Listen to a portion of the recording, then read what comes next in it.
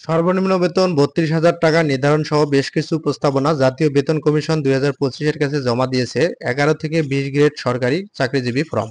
বুধবার ২২ অক্টোবর সচিবালয়ে বেতন কমিশনের সঙ্গে মতবিনিময় সভায় সংগঠনটির ১০ সদস্যের প্রতিনিধি দল এই প্রস্তাবনা জমা দেয়।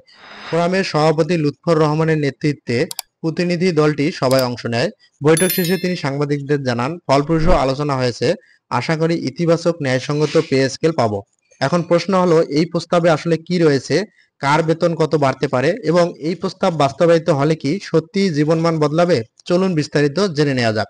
ফোরামটির মতে, একজন নিম্ন গ্রেডভুক্ত সরকারি কর্মচারীর পরিবারের গড়ে ৬ জন সদস্য থাকে। বর্তমান বাজার দর অনুযায়ী প্রতিজনের দৈনিক খাদ্য ১৭৫ টাকা ধরে মাসিক খাদ্য ও পথ্য ব্যয় বাবদ ৩১,৫০০ টাকা খরচ হয়। এই হিসেবে তারা একটি বেতন স্কেল প্রস্তাব করেন।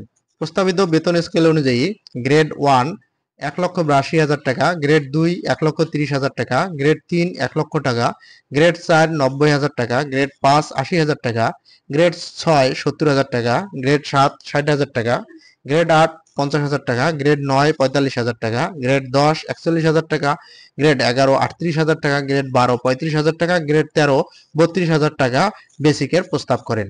তারা মূল বেসিকের পাশাপাশি বাড়ি ভাড়া ভাতা ও অন্যান্য ভাতারও প্রস্তাব করেন।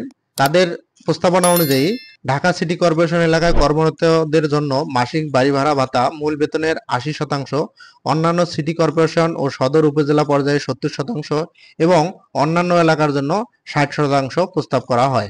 এছাড়াও তারা আরও দাবি পেশ করেন, পেনশন সুবিধা বর্তমান ৯০% থেকে বাড়িয়ে ১০০% এবং আনুতোষিকের হার ৩০০ টাকার পরিবর্তে ৫০০ টাকা করা হোক। পাশাপাশি পূর্বের মতো ২টি টাইম স্কেল ও ২টি সিলেকশন গেট পুনর্বহাল এবং সরকারি কর্মচারীদের জন্য নামমাত্র সুদে আবাসন ঋণ প্রবর্তনের দাবি জানানো হয়। প্রস্তাবে উল্লেখ করা হয়, সরকারি স্বাস্থ্যকর্মীদের মতো অন্যান্য দপ্তরের কর্মচারীদেরও ৮০% সরকারি অনুদান সহ সহজ শর্তে আবাসন ঋণ প্রদানের ব্যবস্থা করতে হবে।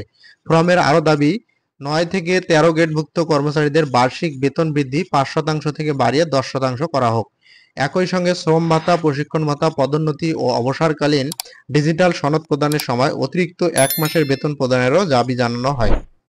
এছাড়া ৯ থেকে ১৩ গ্রেডভুক্ত কর্মকর্তাদের পদোন্নতির সুযোগ বাড়ানো, সব দপ্তরে বিভিন্ন নিয়োগ বিধি প্রবর্তন, কর্মচারীদের জন্য সরকারি পরিবহন সুবিধা চালু এবং প্রতিটি জেলার কেন্দ্রীয় শহরে সরকারি আবাসন প্রকল্প হাতে নেয়ার প্রস্তাব জানানো হয়েছে।